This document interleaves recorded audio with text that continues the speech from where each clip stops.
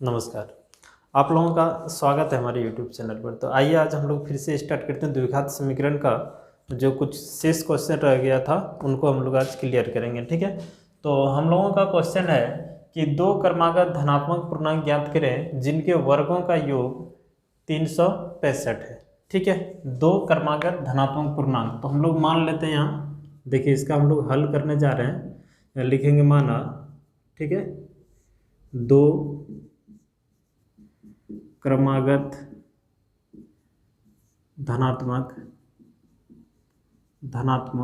पूर्णांक, दो क्रमागत धनात्मक पूर्णांक। क्रमागत मतलब होता है लगातार, जैसे 2 के बाद 3 आता है इसको हम लोग क्रमागत कहेंगे। जैसे 7 के बाद 8 आता है इसको हम लोग क्रमागत कहते हैं। जैसे 105 के बाद 106 आता है इसको हम लोग क्या कहेंगे, क्रमागत। उसी तरह से जब हमें मानने की बात हो तो दो क्रमागत धनात्मक पूर्णांक, एक x और दूसरा x प्लस 1 है ना, ऐसा हम लोग मान लेते हैं। ठीक है, मान लेते हैं हम लोग कि दो क्रमागत धनात्मक पूर्णांक x और x प्लस 1 है। अगर हम यहाँ 3 रखते हैं तो यहाँ 3 रखते ही ये 4 बन जाएगा, यहाँ 5 रखते हैं तो ये 6 हो जाएगा, ऐसे। ठीक है, और फिर कह रहा है इनके वर्गों का योग कितना है, तो 365 है। अब यहाँ लिखते हैं हम लोग प्रश्न से। ठीक है, वर्गों का योग x² प्लस x प्लस 1 का होल स्क्वायर बराबर 365। ठीक है, अब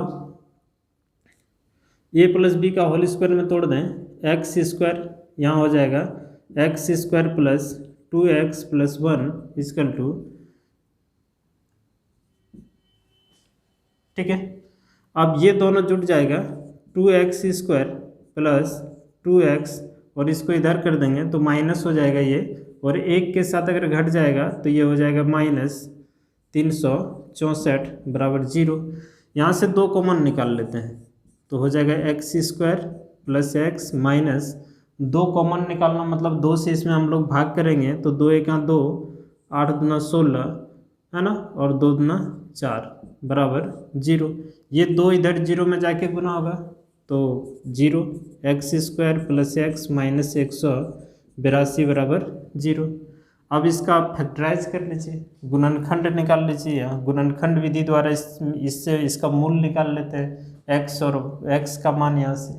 ठीक है, तो 182 को तोड़ना है, ये तरीका आपको हम बता चुके हैं। 182 गुणनखंड विधि द्वारा ये काम आपको रफ में करना है। जैसे 2 से भाग दिए तो 91 और 9 दूना 18 91।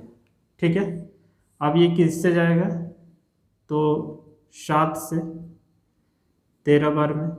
ठीक है, 13 7 91 और हमें x चाहिए। अब 182 जो आया आपका 2 गुना 7 गुना 13, इसको ऐसे 2 भागों में बांटिए कि हमें जोड़ने या घटाने पर 1x चाहिए, 1x। ठीक है, तो देखिए 7 दूना 14 और ये 13, इन दोनों को अगर हम लोग घटाते हैं तो हमें 1x मिलता है। क्लियर है। अब यहाँ x है तो फर्स्ट और लास्ट को जब हम लोग गुना करते हैं तो x², तो इस x² का भी जो गुणनखंड आएगा 2 आएगा, तो एक x इसमें और एक x यहाँ लगाते हैं। ठीक है, तो इसको गुना करेंगे, इसको घटाने के बाद हम लोगों के पास 1x मिलता है और इन दोनों को गुना करने के बाद 182 मिल जाएगा। ठीक है, तो ये 1x के स्थान पर ये वाला बात यहाँ पुट कर देंगे, x² plus 14x minus 13x और 182 इक्वल टू में 0। ये दोनों से कॉमन आएगा x, तो यहाँ होगा x प्लस 14 और यहाँ से 13 कॉमन ले लें तो ये हो जाएगा x प्लस माइनस बाहर निकाल लिया तो ये चिन्ह प्लस हो जाएगा, ये 14 इक्वल टू क्या होगा 0। अब ये और ये दोनों सेम है तो x प्लस 14 और जो बाहर में है x माइनस 13 बराबर 0। ठीक है, अब क्या करेंगे, यहाँ को कीजिएगा, एक बार इसको 0 कीजिए, एक बार इसको, तो x प्लस 14 इक्वल टू 0 और एक बार x माइनस 13 बराबर 0। तो x बराबर, इसको उस पर ले जाएं तो माइनस 14, इसको उधर ले जाएंगे तो x बराबर 13। तो ये आंसर तो हम लोगों का होगा नहीं। क्यों नहीं होगा, क्योंकि धनात्मक पूर्णांक के बारे में बोल रहा है और हमारा यहाँ आया ऋणात्मक, तो ये वाला लेंगे। ठीक है, उसके बाद लिखना है अतः दो क्रमागत धनात्मक पूर्णांक, एक हम लोग क्या माने x, तो यहाँ रख दीजिए 13, तो हो जाएगा 13, और दूसरा यहाँ अगर हम लोग रख दें 13 और एक जुट जाएगा तो हो जाएगा कितना, 14। ठीक है, ये दोनों हो गया हम लोगों का आंसर। ठीक है, तो ये चीज़ें आपको समझ में आ जाना चाहिए, है ना, बहुत ही सिंपल है। तो चलिए अगला क्वेश्चन हम लोग देखते हैं। इससे है कि दो ऐसे क्रमागत विषम धनात्मक पूर्णांक ज्ञात करें जिनके वर्गों का योग 290 है। वर्गों का योग कितना है, 290 है। तो देखिए इस तरह का क्वेश्चन आपको 3 टाइप का मिल सकता है। पहला आपको ऐसे पूछेगा कि लगातार धनात्मक पूर्णांक, लगातार मतलब अगर एक x मानते हैं तो दूसरा x+1 मानना होगा। और जैसे इसमें कह रहा है कि ऐसे दो क्रमागत विषम धनात्मक पूर्णांक, तो विषम हो इस जगह पे चाहे इस जगह पर सम हो, आपको एक ही चीज़ हमेशा मानना है x, और दूसरा x+2। ये कब मानेंगे, जब दो धनात्मक विषम या नहीं तो सम पूर्णांक की बात हो। ठीक है, इसका कारण देंगे। और ये कब मानना है, तो इसको हम लोग लिखेंगे दो क्रमागत, है ना, धनात्मक पूर्णांक। बस ये चीज़ दिमाग में सेट कर लीजिएगा। दो क्रमागत धनात्मक पूर्णांक रहे तो एक को x और दूसरा x+1, और दो धनात्मक विषम या सम, दोनों में से कोई सम या विषम, तो हम लोगों को एक को x और दूसरा ये x+2 मानेंगे। अब ऐसा क्यों मानेंगे, जैसे हम यहाँ 1 2 3 4 5 6 7 8 इस तरह से आपको एक एग्जाम्पल देते हैं, लिख लिए। ठीक है, अब यहाँ देखिए लगातार की अगर बात करें ना, तो लगातार जैसे एक के बाद क्या आ रहा है, 2, तो लगातार ये इसमें आ गया, है ना। दो क्रमागत मतलब वही होता है एक दूसरे के बाद, जैसे 3 के बाद 4 आता है, 5 के बाद 6 आता है, उस तरह से। ठीक है, और धनात्मक और जैसे विषम और सम की अगर बात किया जाए, तो ये देखिए विषम संख्या है और यहाँ देखिए विषम संख्या है, यहाँ देखिए विषम संख्या और यहाँ विषम संख्या है, तो इसके बीच का गैप कितना है, 2। यानी कि फिर इसके बीच का गैप कितना है, 2। इसके बीच का गैप कितना है, 2। फिर सम संख्या में ही वही कहानी है, इसके बीच का गैप कितना है, 2 से 4 आने के लिए 2 का गैप, फिर 2 से 6 आने के लिए 2 का गैप, 6 से 8 आने के लिए 2 का गैप, सबके बीच में 2 का गैप है। ठीक है, इसीलिए हम लोग अगर एक को x मानते हैं तो दूसरा x+2 मानना होगा, तभी ना।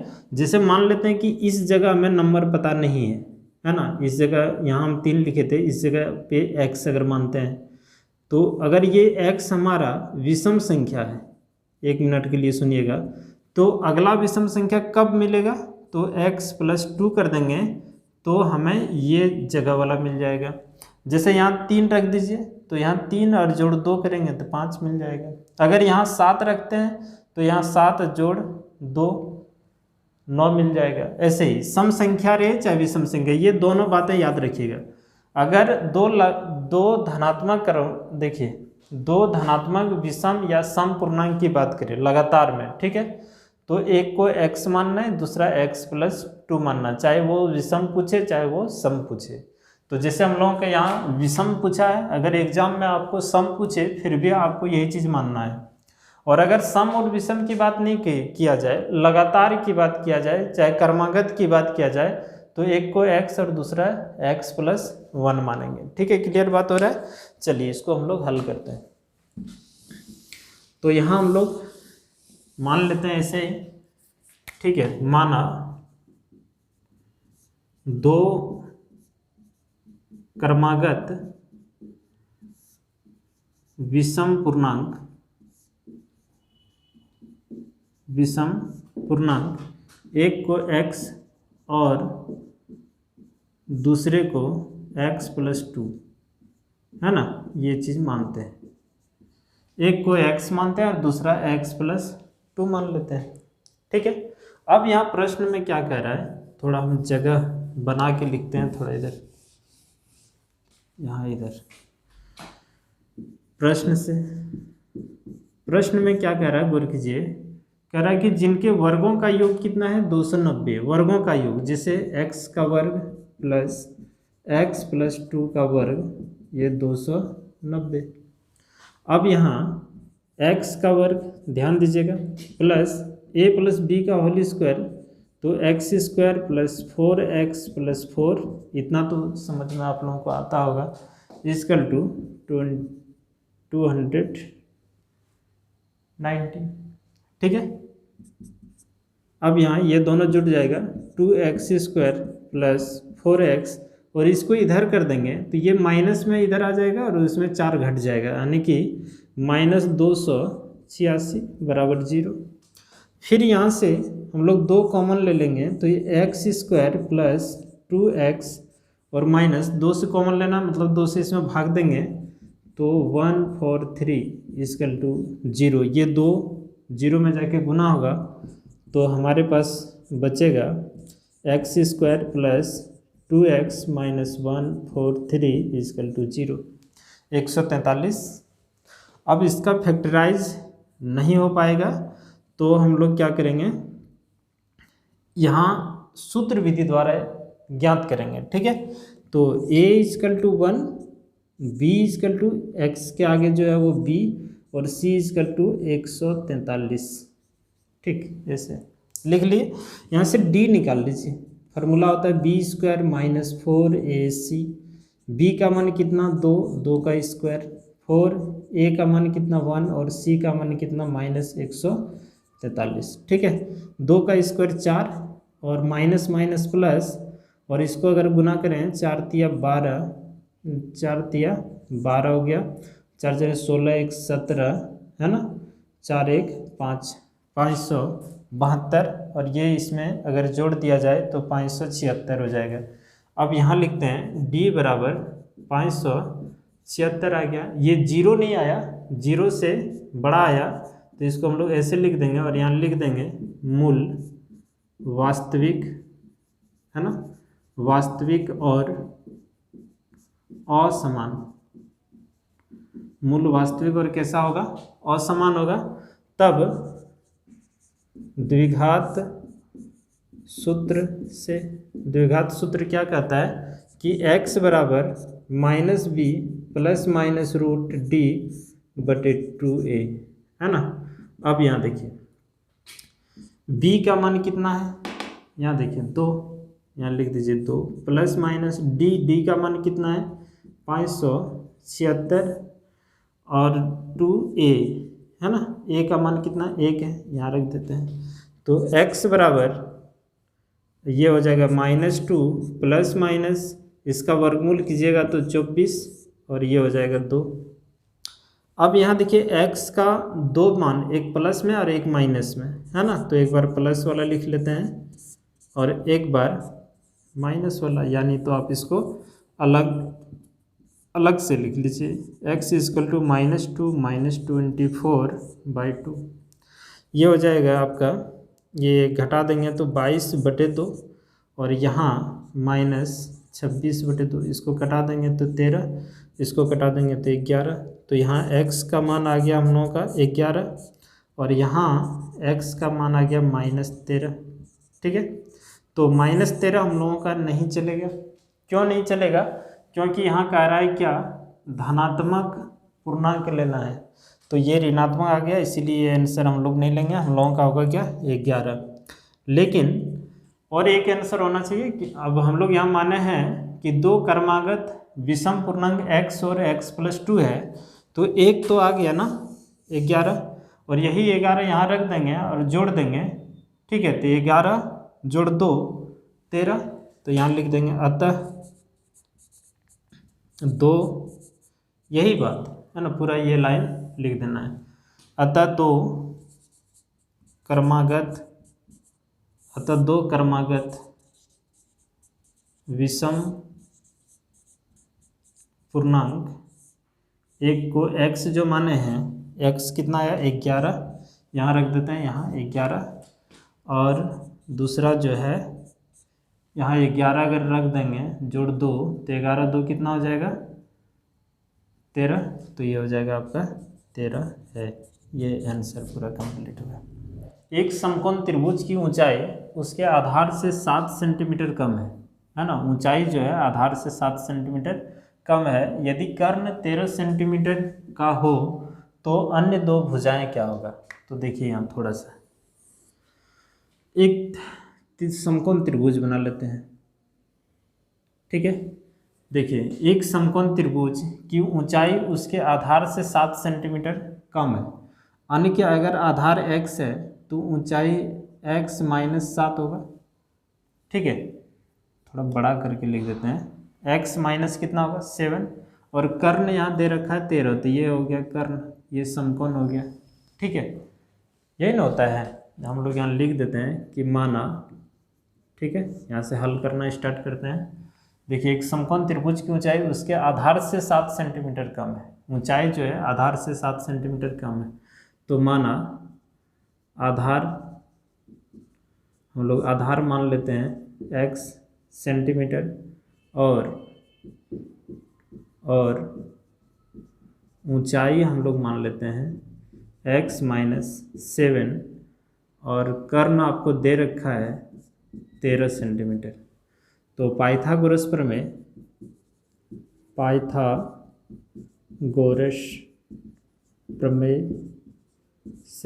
पाइथागोरस प्रमेय क्या कहता है कि आधार का स्क्वायर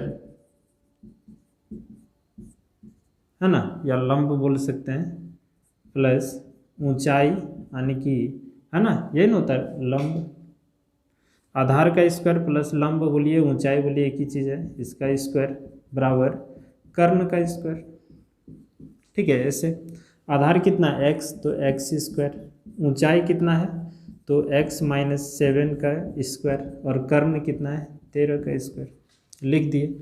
ये हो गया x का स्क्वायर और a - b का होल स्क्वायर, तो x स्क्वायर - 14x और प्लस 49, और 13 का अगर स्क्वायर करेंगे तो 169, ठीक है।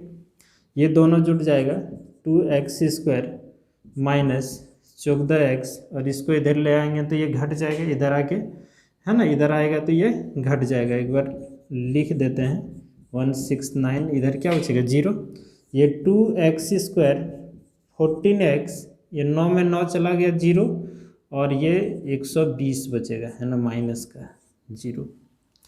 अब यहाँ से 2 कॉमन ले लेते हैं हम लोग फिर से, तो x स्क्वायर -7x और -60 हो जाएगा। कॉमन लेना मतलब भाग देना है ना, 2 यहाँ से 0 में जाके गुना हो जाएगा, तो ये खत्म हो गया। तो बचेगा हम लोगों का x स्क्वायर 7x और -60 बराबर 0। इसका आप गुणनखंड विधि द्वारा भी तोड़ सकते हैं, या नहीं तो गुणनखंड अगर हो रहा है तो ठीक है, और अगर नहीं हो रहा तो आप इसको सूत्र विधि द्वारा तोड़िए, ठीक है। तो सूत्र विधि द्वारा गुणनखंड ही हो जाएगा, क्योंकि 12 × 5 = 60, 12 में 5 घटा देंगे तो हम लोगों का 7 आ जाएगा, ठीक है। तो इसको हम लोग लिख सकते हैं यहाँ x स्क्वायर -12x और +5x, इन दोनों को घटा देंगे तो ये हमें बीच वाला मिल जाएगा, ठीक है, और माइनस में 60 बराबर 0।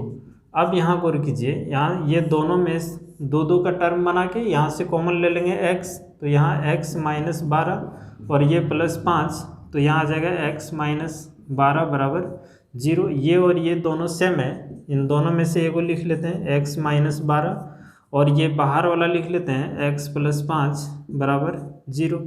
अब x - 12 बराबर 0 और एक बार x + 5 बराबर 0, इसको इधर कर दें तो x बराबर आएगा 12, और इसको इस पार कर देंगे तो -5, और माइनस में आंसर होगा नहीं। क्यों नहीं होगा कि माइनस में कभी लंबाई हम लोग लेते हैं क्या, माइनस में अगर हम बोलेंगे ये मार्कर का लंबाई -5 सेंटीमीटर है तो क्या सही है, नहीं, गलत है। कभी भी लंबाई हम लोग माइनस में नहीं लेते हैं, वो प्लस में होगा, इसीलिए ये नहीं संभव है, ठीक है। तो ये 12 हम लोगों का आंसर हो सकता है।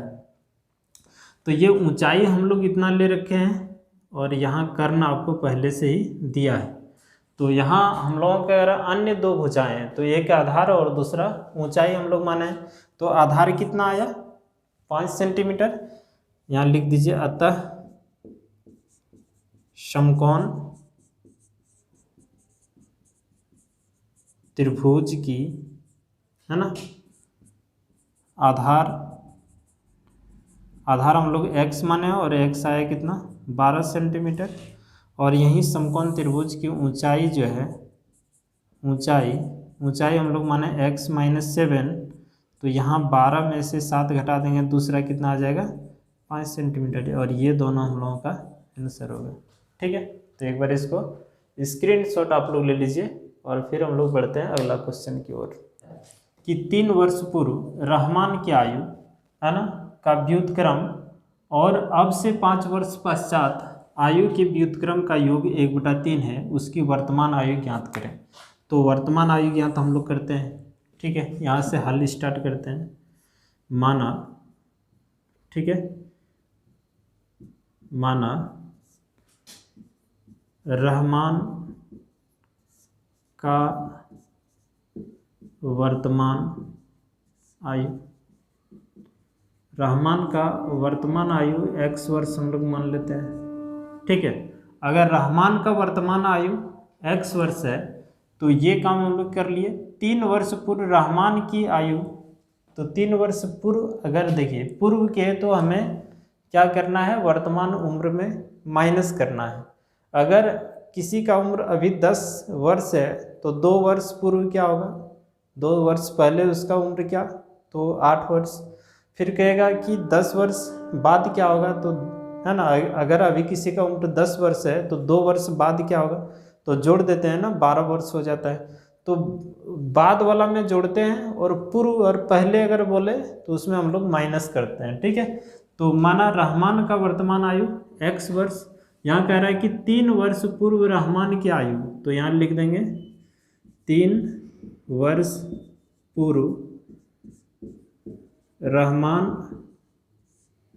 की आयु कितना हो जाएगा, 3 वर्ष पूर्व मतलब अभी अगर x वर्ष है तो 3 वर्ष पूर्व मतलब अभी आज से 3 वर्ष पहले की बात हो रहा है, तो x - 3 इतना वर्ष हो जाएगा।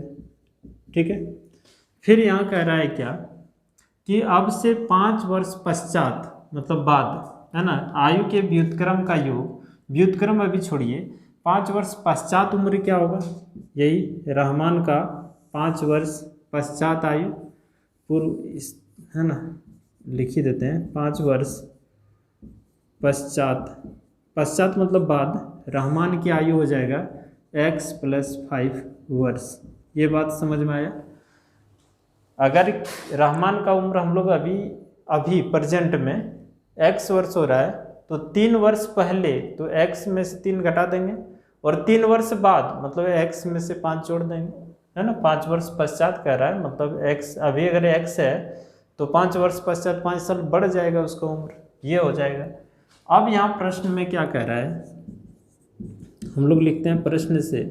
प्रश्न में कह रहा है कि आयु के व्युत्क्रम का योग, आयु के व्युत्क्रम का योग, इसका व्युत्क्रम मतलब इसके नीचे 1 है, इसको पलट देंगे तो ये हो जाएगा 1/x - 3 प्लस योग की बात हो रहा है, फिर इसके नीचे 1 है, इसको पलट देंगे, व्युत्क्रम मतलब उल्टा x + 5, दोनों का योग कितना हो जाएगा 1/3।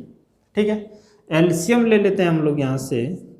तो एलसीएम बहुत ही सिंपल, इसको और इसको गुना कर दीजिए, x - 3 और यहाँ x + 5, ऐसे हो जाएगा। ये वाला यहाँ गुना कर देना, मैंने ये क्रॉस गुना, इसको यहाँ और इसको यहाँ, ऐसे समझिए, x + 5 और यहाँ हो जाएगा x - 3 = 1/3। ठीक है, x जुट जाएगा तो 2x और 5 में 3 चला जाएगा तो कितना 2, उसके बाद ये इसके साथ गुना कर देते हैं, है ना, तो हो जाएगा x², इसको यहाँ गुना करते हैं तो 5x, इसको यहाँ गुना करते हैं तो 3x और इसको यहाँ गुना करते हैं तो -5 × 15 और इधर 1/3। है ना। इसको सॉल्व पहले कीजिए। 2x + 2 यहाँ हो जाएगा x², 5 में 3 जाएगा तो 2x - 15 बराबर 1/3।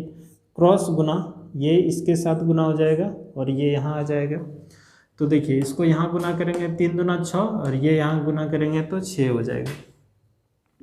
तो 6x प्लस यहाँ भी 6 हो जाएगा, क्योंकि ये 3 ये दोनों के साथ गुना हुआ और ये सब यहाँ लिखा जाएगा। Equal to x² + 2x - 15। ठीक है। अब ये सब उस पर अगर कर दिया जाए तो इधर 0 0 ही बचेगा ना। यहाँ हो जाएगा x² + 2x - 15। ठीक है। ये उधर चला जाएगा तो -6x और माइनस में 6। ठीक है। अब 0 = x², ये और ये माइनस हो जाएगा 4x, 15 और 6 21, ये होगा। पलट के लिखते हैं इसको इधर और 0 को उस पर, थोड़ा अच्छा लगेगा हल करने में। 4x - 21 = 0। अब इसका अगर गुणनखंड विधि से x का मान आ रहा है तो ठीक है, नहीं तो सूत्र विधि हम लोग अपनाएंगे। तो 7 या 21 ये तो हो जा रहा है ना। गुना करने पे 21 आना चाहिए और जोड़ने घटाने पे 4 आना चाहिए। तो यहाँ हो जाएगा हम लोगों का x² 7x और प्लस 3x। देखिए इन दोनों को अगर हम लोग घटाते हैं तो 4x और गुना करते हैं तो 21 मिल जाएगा। ठीक है। -21 = 0। अब ये 4 4 का टर्म बन गया, तो इन दोनों में कॉमन क्या आ रहा है, यहाँ से x तो ये हो जाएगा x - 7 और यहाँ से 3 तो ये हो जाएगा x - 7 = 0।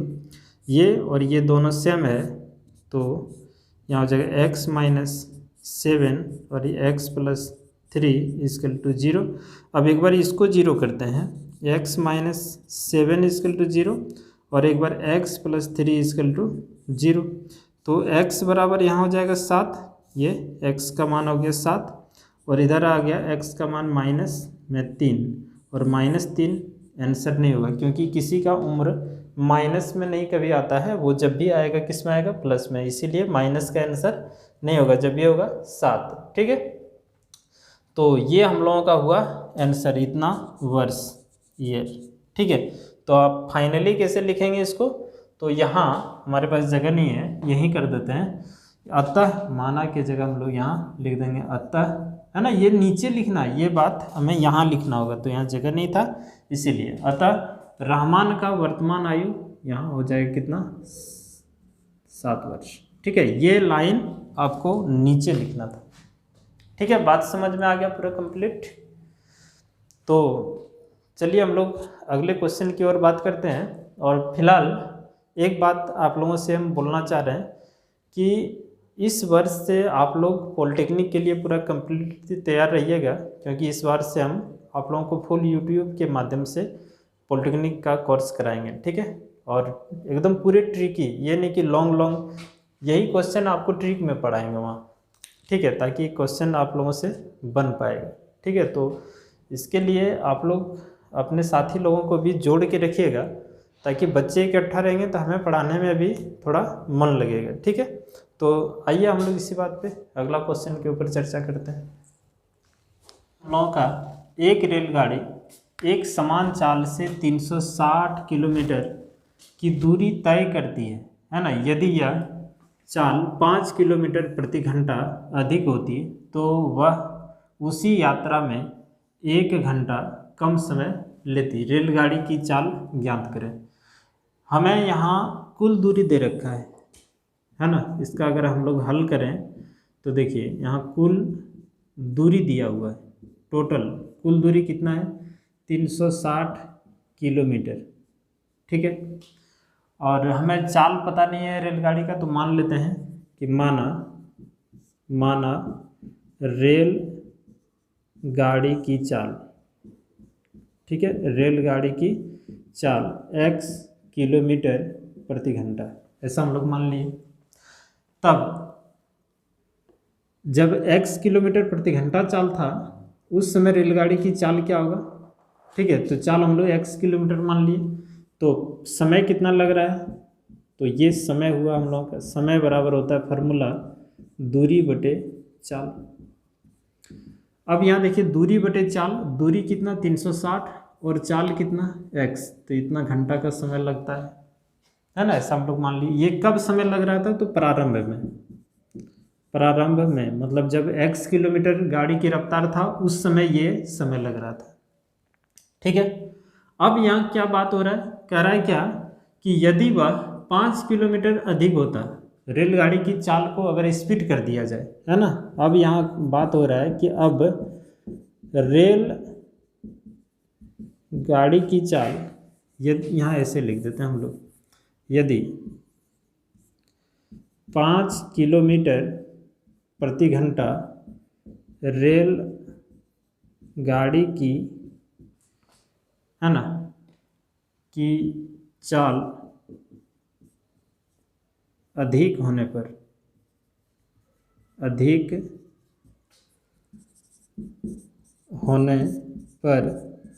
चाल क्या हो जाएगा, तो चाल पहले x था, अब हो जाएगा x + 5 किलोमीटर प्रति घंटा। ठीक है। अब समय कितना लगेगा, यानी कि ये प्रारंभ में, इसको हम लोग लिख देते हैं बाद का समय, है ना। जब समय ये स्पीड बढ़ा दिए तो ये हो जाएगा हम लोगों का दूरी बटे चाल। तो फार्मूला यहाँ लिखा हुआ है, दूरी 360 ही किलोमीटर जाना है लेकिन चाल बढ़ गया ये। ठीक है। तो ये वाला समय हुआ। अब यहाँ प्रश्न को देखा जाए, प्रश्न में क्या कह रहा है सुनिएगा। प्रश्न में कह रहा है कि वह उसी यात्रा में 1 घंटा कम समय लेती है। उसी यात्रा में 1 घंटा क्या लेती है, समय कम समय लेती है। तो मतलब अभी जो समय ले रहा है पहले से 1 घंटा कम समय ले रहा है, यानी कि अभी का समय, है ना, ये बाद का समय, यानी कि अभी देखिए ये हम लिख सकते हैं इसको पहले का समय। ठीक है, अभी लिख देते हैं, और ये हो गया अभी का समय।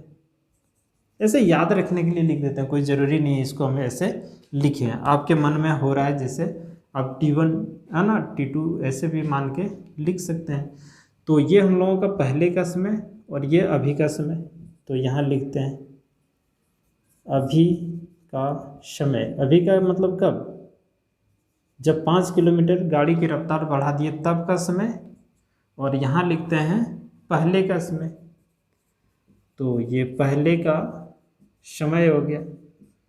तो पहले का समय 1 घंटा अधिक समय ले रहा था, लेकिन जब गाड़ी का स्पीड बढ़ गया तो 1 घंटा हम लोगों से कम समय ले रहा है। तो पहले से 1 घंटा ये कम समय ले रहा है, ये अधिक ले रहा है, तो इसमें -1 कर देंगे ताकि दोनों तरफ बराबर हो जाएगा। अभी का समय इतना घंटा है 360 बटे x + 5, और यहाँ 360 और बटे में x और इधर -1, इसको उठा के इस पर कर लेते हैं हम लोग। तो ये हो जाएगा 360 बटे x + 5 माइनस 360 बटे x और इधर में -1। ठीक है, कोई दिक्कत यहाँ तक। अब यहाँ एलसीएम ले लेते हैं हम लोग। तो एलसीएम जब लेंगे तो ये आएगा आपका x + 5 इंटू एक्स, ये दोनों गुना, ये इसके साथ गुना हो जाएगा 360x, और ये 360 ये यहाँ गुना हो जाएगा, तो x + 5 इधर -1, यहाँ गुण कीजिए, इसके साथ गुना होगा ये यहाँ, तो ये 360x - 360x, और ये इसके साथ गुना कर दीजिए तो माइनस, यहाँ देखिए 0, 6 पंचे 30, 3 बचा, और 5 तिया 15, और 3 कितना हो जाएगा 18। ठीक है, अब नीचे में भी काम कर लेते हैं, ये इसके साथ गुना हो जाएगा x², ये यहाँ, और 5x इधर माइनस में 1, ये दोनों कैंसिल, इसके नीचे कुछ नहीं तो 1, ये क्रॉस होकर यहाँ गुना हो जाएगा, यहाँ बचेगा ऊपर में हम लोगों का -1800, और इधर x² + 5x, अच्छा माइनस में, है ना, ये यहाँ गुना होगा इसके साथ, तो यहाँ -1800 - x² और +5 प्लस नहीं, ये भी माइनस हो जाएगा -5x। अब ये दोनों को इस पर कर लिया जाए तो ये हो जाएगा -x², और यहाँ सॉरी इसको इधर करेंगे प्लस, ये भी प्लस हो जाएगा +5x, और ये तो माइनस इधर से है ही 0। अब इसका फैक्टराइज कर लेते हैं हम लोग, आप लोग कर लीजिएगा। फैक्टराइज करना कैसे, देखिए इसका गुणनखंड निकाल लीजिए 1800 का, ये आना चाहिए आप लोगों को, है ना। तो ये 900, फिर 2 से देंगे तो 4 दूना 8, 5 दूना 10, ये ठीक है। आप फिर दीजिए इसको 2 से, तो इस तरह से देना है जी, आप कर लीजिएगा। इसका आएगा 40 और गुना 45, आप लोग फैक्टराइज करके देख लीजिए, ठीक है। तो ये हो जाएगा x², यहाँ हम लोग लिखना है हम लोगों का कितना, ये हमें +5 चाहिए तो +45x माइनस 40x और -1800, ठीक है, और बराबर में इधर 0।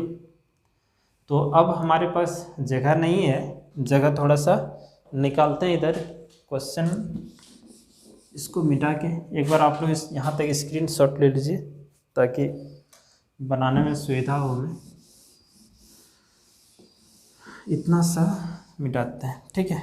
अब यहाँ देखिए इन दोनों में और यहाँ कॉमन लेना है, इसमें अगर हम लोग कॉमन ले लेते हैं तो x कॉमन आएगा, तो x + 45, और इसमें 40 - 40 कॉमन निकाल लेते हैं तो यहाँ बचेगा हमारा x, और ये माइनस हो जाएगा प्लस, और इसको हम लोग यहाँ से भाग देंगे तो ये आएगा कितना 45 बराबर 0। अब भाग दे के देख लीजिएगा, 40 से यहाँ भाग देंगे तो ये 45 से आएगा, आप लोग करके देख लीजिए।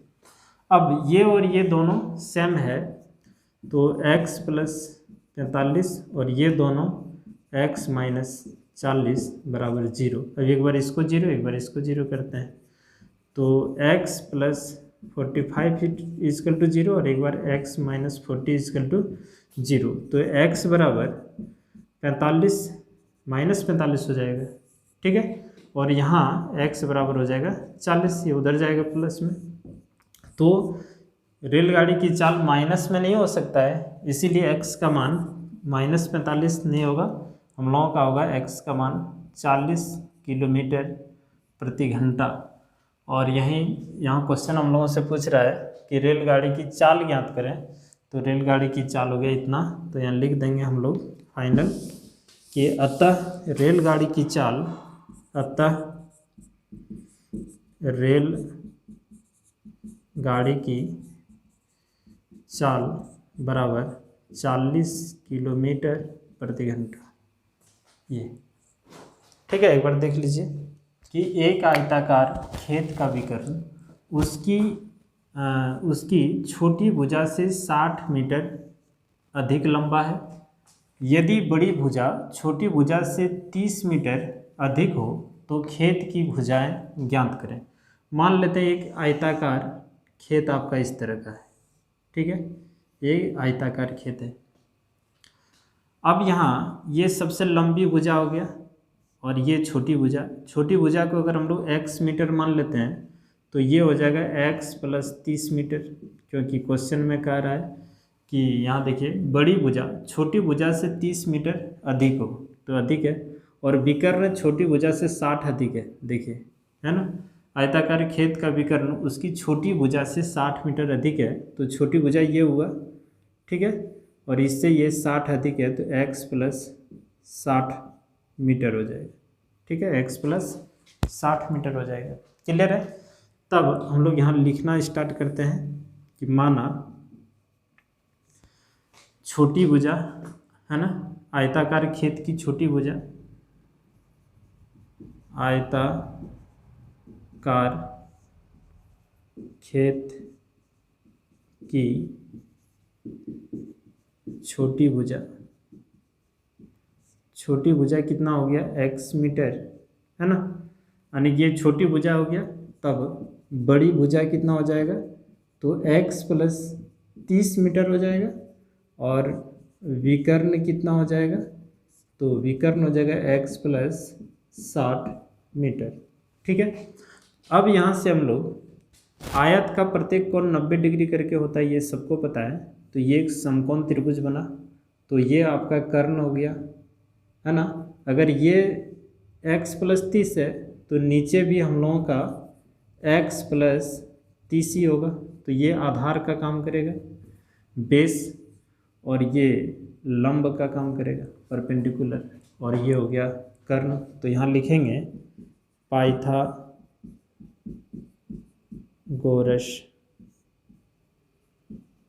प्रमेय, है ना, प्रमेय से, पाइथागोरस प्रमेय से। पाइथागोरस प्रमेय क्या कहता है कि लंब का स्क्वायर प्लस आधार का स्क्वायर बराबर कर्ण का स्क्वायर। लंब क्या है तो x स्क्वायर, आधार क्या है तो x + 30 का स्क्वायर, और कर्ण x + 60 का स्क्वायर। यहाँ हो जाएगा x स्क्वायर a + b का होल स्क्वायर, यानी कि x स्क्वायर + 60x प्लस ये 900, इतना तो आना चाहिए आपको। और यहाँ भी a + b का whole square, x square 120x और ये 3600। ठीक है, ये इधर लाएंगे तो एक x स्क्वायर इधर कट जाएगा, तो यहाँ बचेगा हमारा x स्क्वायर। इसको उठा के इधर लाएंगे तो ये प्लस में है, इधर आएगा तो माइनस में, और ये दोनों आपस में कट जाएगा तो -60x। इसको इधर लाइए तो 3600 में 900 को हम लोग घटा देंगे, है ना। 3600 में 900 को घटा देना तो कितना आएगा करेंगे तो -2700 बराबर 0। ठीक है, 2700 आएगा ना, कि गलत हो गया, देख लीजिए 36, है ना, ये इधर आएगा 3600, इधर माइनस में आ जाएगा, और ये प्लस में यहाँ 900 घट जाएगा, है ना। तो इतना आया। अब हम लोग क्या करेंगे, इसका फैक्टराइज से भी निकाल सकते हैं, नहीं तो गुणनखंड विधि द्वारा भी निकाल सकते हैं। तो कैसे करना है इसको देख लीजिए एक बार। तो 9 × 27, है ना, 9, अगर इसको हम लोग तोड़ें गुणनखंड विधि द्वारा तो 9 × 27 यानी 60, और 9 × 27 90 और 30 का कम्बिनेशन इसमें बन रहा है। तो देखते हैं x स्क्वायर और -90x और +30x, ये समझ में आप लोगों को आया कि नहीं। ये और ये गुना करेंगे तो होगा कितना 2700। इसका गुणनखंड, अभाज्य गुणनखंड यहाँ से निकालेंगे, 2 से भाग देंगे, है ना, थोड़ा लंबा हो जाएगा ऐसे। 2 × 1 = 2, 2 × 3 = 6, 2 × 5 = 10, ऐसे फिर 2 से देंगे तो 2 × 6 = 12, 2 × 7 = 14, और ये फिर आप 5 से दे दीजिए, है ना, 5 से यहाँ दे ही सकते हैं, 5 × 5 ये ना होगा, फिर 5 × 3 = 15, यहाँ 2, 5 × 25, फिर 5 से यहाँ दीजिए तो 5 × 2 = 10, 5 × 7 = 35, फिर यहाँ 3 से दीजिए, है ना, 3 × 9 = 27, फिर 3 से देंगे तो 3, ये 3, 1। अब इसको ये 2700 का यहाँ से यहाँ तक गुणनखंड आया। इसको ऐसे 2 पार्टों में तोड़ना है कि हमें जोड़ने या घटाने पर 60x चाहिए माइनस में। ठीक है, तो हम लोग इसको किसी भी तरह से सेट करते हैं। तो हम लोग कैसे करेंगे, यहाँ देखिए 3 दूना 6 और 6 पंचे 30 हो गया ना।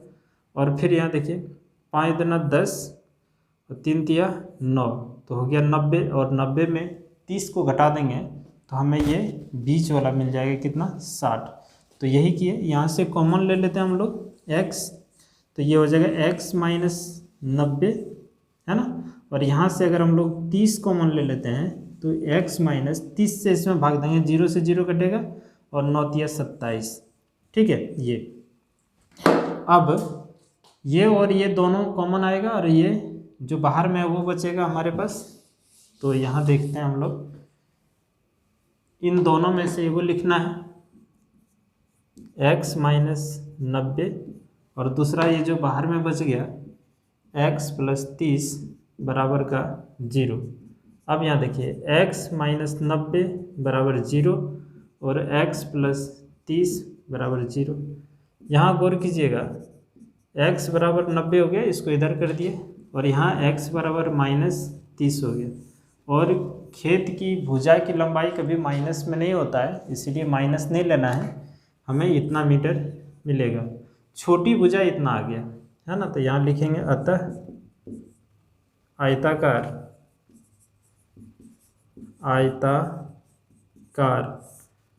खेत की छोटी भुजा हम लोगों का मिल गया 90 मीटर, क्योंकि x माने थे ना, x माने यहाँ देखिए, x माने यहाँ हमें 90 मीटर मिला। और यही बड़ी भुजा कितना हो जाएगा, बड़ी भुजा, तो बड़ी भुजा हम लोग माने हैं x प्लस 30, तो यहाँ से लिख देते हैं, तो यहाँ 90 अगर रख दें इस जगह पे, तो 90 जोड़ 30 बराबर 120 मीटर।